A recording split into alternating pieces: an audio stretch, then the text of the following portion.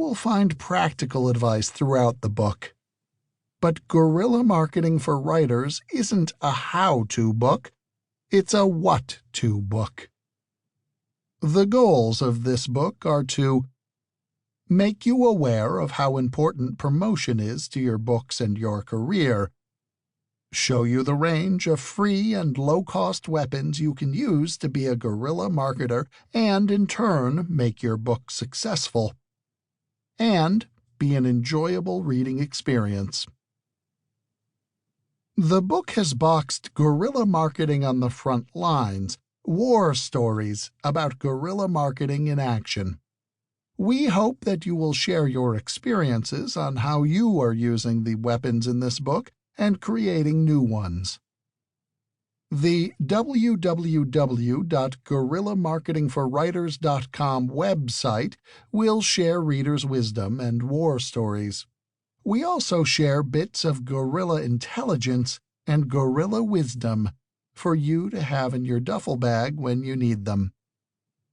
Guerrilla Marketing for Writers will help you promote your first book, but its value will grow with every book you write. The more books you write and the more weapons you use, the more powerful guerrilla marketing becomes. This is why we use the phrase, your books.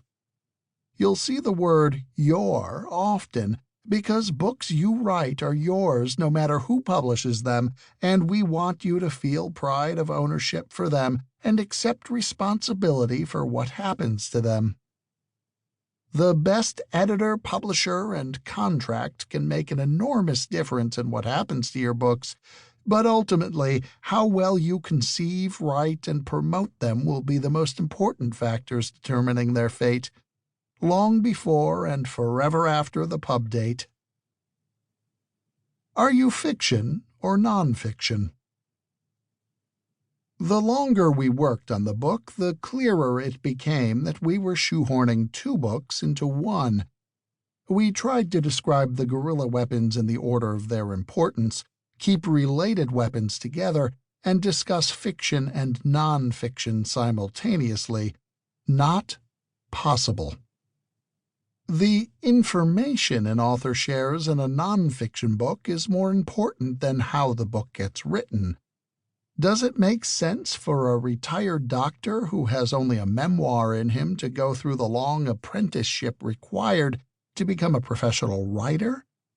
Should posterity be denied his wisdom simply because he lacks the skills of a professional writer?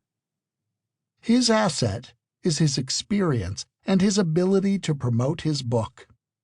How he writes his book is his business. He can use an editor, a collaborator, or a ghostwriter. However, the essential element of fiction is also what makes it hard to promote: the author's ability to tell a story. Giving readings and discussing their work is important for novelists, both for maintaining their relationships with their fans and for making new ones.